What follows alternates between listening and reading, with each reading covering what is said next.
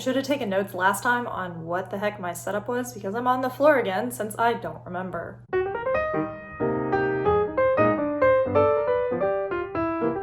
Hello! Es ist Sonntag und ich heiße Sonntag, and welcome back to Books and Hooks. If you're new here, welcome. I am D.M.Sonntag, author of the Kingdom Isles series, and this channel is where I talk about books and crochet. Normally I talk about my own books, but not today because I am very proud to say that I finished 2 books this month. I say I'm proud because I have recently become a slow reader, and I think I finished 2 books total for last year, so 2 books in February is a big deal. I think it's safe to say I'm off to a good start if I continue reading.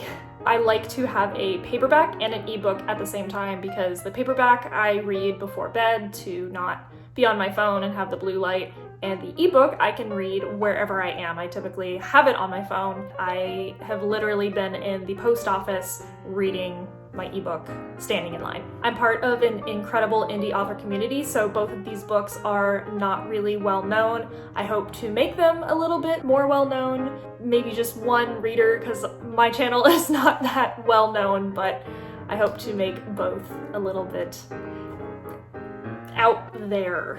They're not mainstream. That's what I was trying to say. I like to call myself a book hipster. I like to read books that not a lot of people are into. The books that, hey, I haven't heard of that one. And I go, well, let me tell you. This video would be super long if I talked about both books, so I'm gonna break it out into part 1 and part 2, and this video will be about the book that I finished first. So this is my iPad that I actually busted out and am still charging because I used to read ebooks on this. Oh, I'm not looking in the camera. I'm so sorry. I did that thing again. Anyway, I wanted to just show off my awesome case. I love it so much. It looks like a composition book. Look at it. Let's try not to get the glare in here. But yeah, here it is. This is The Holiday Affair by Megan Alexandria.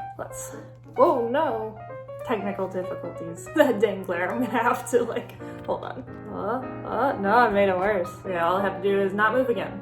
This is The Holiday Affair by Megan Alexandria. She is a dear friend of mine in the Instagram community. And remember when I said I was standing in line at the post office? I was literally reading this book. It's perfect because this book takes place during Christmas time, and it was Christmas time. I was shipping off my Christmas gifts, so was everybody else in the town. But it was okay because I got to stand in line and read this book. If it's not Christmas time, you can still read it. It focuses more around a wedding than it does actually Christmas. The holiday part is actually due to the main character's last name, Catherine Holiday, which I thought was a spoiler, but it literally gets announced in chapter 1. It's just done and I'm like, what? You never told me your last name was Holiday after the holiday guitars. But if you didn't pay attention to the back of the book summary where it literally says her last name like me, then it came as a surprise. I absolutely love this book. The author has such a natural wittiness to them. There were so many scenes, lines, moments, I was just cackling in a good way and meant to laugh. I could definitely tell the scenes that were not meant to laugh and were supposed to be serious. There's one in particular, I could not put the book down. It was very deep. I was just reading with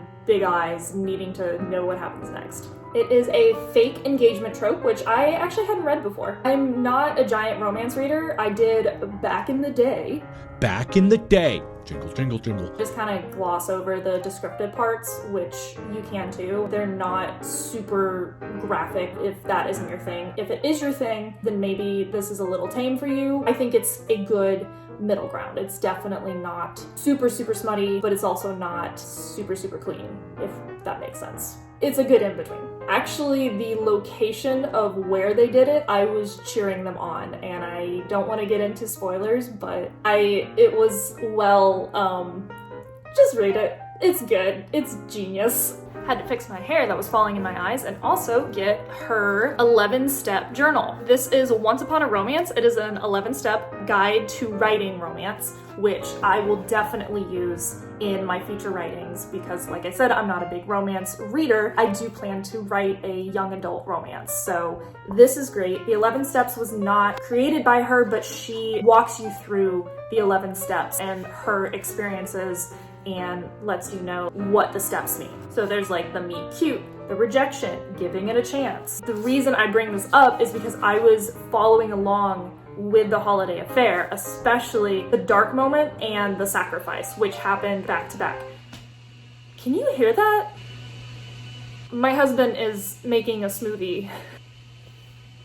Technical difficulties. The blender is off, and I actually recorded a very long time until I realized I wasn't recording at all, so yay! What was I saying? I was talking about the 11 steps, sorry I should say, the 11-step romance, 11 steps of romance, whatever, and how it relates to this romance book. And the part that had me so frustrated was the dark moment, step 8. It is a miscommunication in this book. It had me internally screaming, you idiot, if you just talk it out, don't run off, don't assume things. But that's the whole miscommunication thing. And it was another part that I could not put the book down. I had to know how they get to step 11, which is the happily ever after. I was flipping pages constantly, just how do they do this? I personally think that is a sign of good writing when you can't put the book down, when you're so frustrated, you need to know how it resolves.